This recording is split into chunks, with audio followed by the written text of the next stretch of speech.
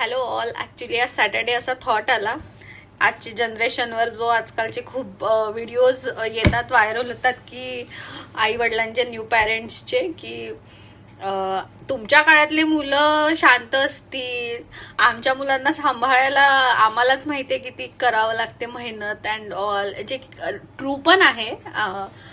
आम्हाला पण माहिती आहे हे ट्रू आहे. बट मला असं म्हणायचं होतं, हे इतके ऍक्टिव्ह होते किंवा आहेत लहानपणीपासनं, मग आपण जे होतो ते आपण अगदी मंदच होतो का?